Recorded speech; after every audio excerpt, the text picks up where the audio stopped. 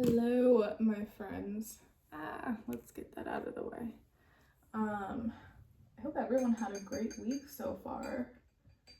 It just started, but I've been feeling super exhausted, like to the point where I feel like I can barely get up out of my bed, and my sleep is like really exhausting. I know there's been like some solar flares the beginning of this week, so I'm sure that's contributing to it and not making me feel any better. But if you feel that way, I'm on the same page as you. It is really intense right now, and I feel like I'm even just in a funk myself, and my brain is like not forming a lot of thoughts, and I just feel very slow and heavy. But I figured I would come on here anyways because something that was on my mind was thinking about the experience that you have as you complete a major cycle in your life. So when you're really coming out of this like major transformation cycle and you're leveling up, you shed an identity, you figured out, what was real to you and what was not real, and what was a lie and what was actually true to you. You come out of that, and it's really fascinating because a lot of times we think that when we're going to exit this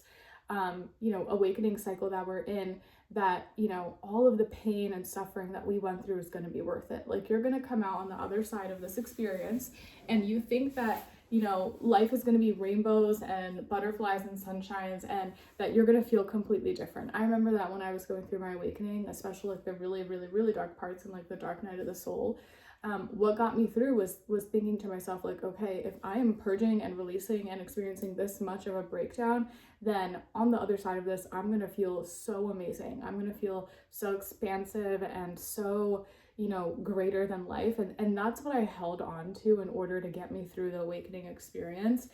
But there's a little bit of like a sadistic feeling that happens when you come out on the other side, and when you start to enter what I call like the reemergence phase, when you can feel yourself starting to ground in, and the intensity of your awakening is not hitting like it did before. Like during the active phases of your awakening, you go through really low lows, but then you also feel like really high highs. Like, you feel so connected to life, you feel connected to truth. You're like, oh my God, I understand why I'm here. You're having all these insights, you're feeling connected to literally anything and everything. And you think that that feeling of connection is what's going to be sort of like your reward at the end. And not to burst your bubble, but a lot of times that's not what happens. And like, the process that I've experienced, and as I've been going through it for the last few months, is that it's very subtle. And what happens essentially when you shift like timelines and you raise your frequency is that on the other side of it, when you've gotten to a place where your frequency is more refined, it's elevated, it's more focused and clear, it's not going to be this thing that feels super shocking to your system. It only feels shocking to your system when you're in the in-between process, because you're discovering something new and you're in the active process of letting go of an old energy and allowing a new energy into your life. But when you get onto that higher timeline, that energy becomes your new baseline. And so it's not like you're feeling this crazy high energy all the time. It's something that becomes really subtle and in the background. And that's something that can be a little bit jarring when you start to emerge out of your spiritual awakening or out of any kind of transformational crisis or period in your life, is that you enter life again and you almost feel the same way that you did before. And it can bring up a lot of existential questions, right? There's that like very popular saying that's like, before enlightenment, chop wood, carry water. After enlightenment, chop wood, carry water. And that's kind of exactly what I've been feeling. And it's really funny because it can leave you in a state of like, what do I do? Like, what the F am I here to do? Like, what was the point of all of that, right? Because a lot of times we go through very extreme forms of suffering through our awakening. And if you're listening to this, you're likely somebody who signed up to heal an insane amount of karma in this lifetime, like multiple lifetimes worth of multiple lifetimes worth of karma, multiple generations, like ancestrally worth of karma, and also a really large chunk of the current collective energy, right? On top of your own personal things that you experience in this lifetime. So like, when you think about that, that's a lot of karma that you came to diffuse, right? And so we like to think to ourselves that, if I'm paying off all of this debt, if I'm experiencing all this density, then I have to get a reward out of it. And it's not that I don't think that we get a reward out of it. I do truly think that the universe pays you back. I haven't physically experienced that yet, but I think before you can get to that phase, you can get stuck in a place where you feel like you're just spit back out onto this quote unquote normal timeline, and you're like, well, what do I do now? I don't feel that much different. I don't feel like this crazy new world has just reemerged itself.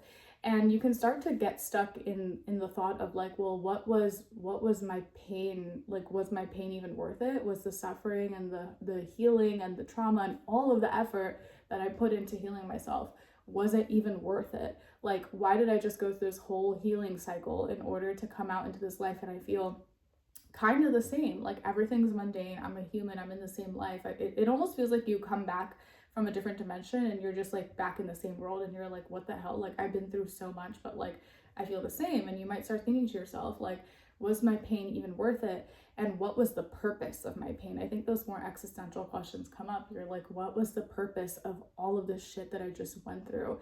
And what do I do now, right? Because when you emerge onto a new timeline, it's not just everything is not just ready for you. It's kind of like you emerge on a new timeline, and now that your energy is like grounded and integrated, it's more natural and it's kind of in the background. It's very subtle, very, very subtle. So you might not even really notice it at first. But on top of that, it almost feels like the world is your canvas, but not necessarily in the most positive way. It's kind of uncomfortable because you're like, I'm in this new timeline and I just went through all this shit. I just went through an experience that completely changed my life, and I don't really know how to create purpose out of that. And my answer to that question would be that I don't really think that you're meant to create. I don't think that you are meant to just have this, you're not supposed to just sit around and have this random insight where you realize what the purpose of all of this has been. And now I'm going to go out there into my new life and I'm going to do, A, B, C, D, E, F, G, and all is well in the world. Like, you're probably not going to have that crazy insight where you realize, everything coming together. The process of you finding purpose is in the process of you actually choosing to make something out of your pain. So I think that that's just like a big distinction to make, because a lot of times we go through our awakening process and we're like, it's going to be worth it. We're going to have this, plan that emerges out of it. We're going to have this divine insight that comes through, and we're going to understand why we went through everything that we went through. But it doesn't really happen that way. It's actually the opposite. You have to create your purpose and you figure it out as you go. Like, you build your purpose. So you might feel like a small, very tiny, subtle inkling that, like for me, for example, you need to go and make these videos on YouTube. And I didn't really know why. I just really kind of thought I was doing it, for myself, and to practice like speaking and practice like facing the fear of being seen. But as you do it, like as you walk the path will reveal itself even more, and you'll start to realize more and more, like you'll get an idea of what my purpose is. You'll build those sort of like neural pathways in your brain, and you'll be able to kind of iterate, right? You'll iterate your skills. You'll see what works and you'll see what doesn't work. But the process is a lot of trial and error. So if you're kind of in that phase where you feel like you're reemerging from a major healing cycle, but you don't really know what to do, and you don't really understand what the purpose of all of that was, because now you're just like, a new identity has come in, it's really important to realize that this is the time for you to practice getting used to that new identity. And it's okay if that feels uncomfortable. Like, realize that you're in a practice, like a training ground, right? You're practicing. Like, imagine you just go through this crazy change and there's like a new version of yourself that's inside of you, and now you have to learn how to exist in a world as this new version of yourself, right? Like, it's almost like taking lessons. Like, you have to practice how to be yourself, which is like a really weird and uncomfortable thing. But your energy is new, and you feel like it feels unknown because it is unknown, right? So I guess a really important like message that I wanted to get across was just that allow yourself to train, and allow yourself to practice, and allow yourself to get used to this new version of yourself, and recognize that it's not going to be a perfect process, and recognize that, like, when you come into this reemergence phase, I really think the big focus is purpose, because now you've gone through this massive awakening. You've shed a lot of things that are not actually real, and you've come into contact with a force that's greater than yourself, and a realization that maybe you did come here for something bigger. Maybe you've had these experiences because there's something inside of you that's bigger than just your human self, right? And knowing how to take that and turn it into your life's work is really daunting.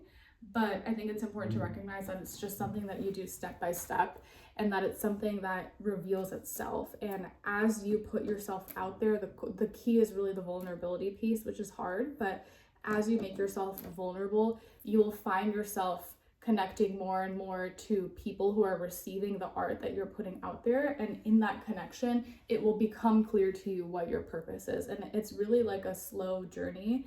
And it's not something like you come out of your awakening and you're just like, oh my God, everything makes sense and I understand myself and now I know how to interact with the world. And it's still very unknown, right? Because there's a new identity. So yeah, I guess that's all I really wanted to say. I didn't really have a crazy, long, convoluted conversation this time, but it's just something that was on my mind because I feel like I'm in this weird stage of, I came out of that process and I have like inklings of like what I should be doing, but I'm not really entirely sure of exactly what I'm doing. And I don't really feel that, I don't feel that excitement of awakening anymore.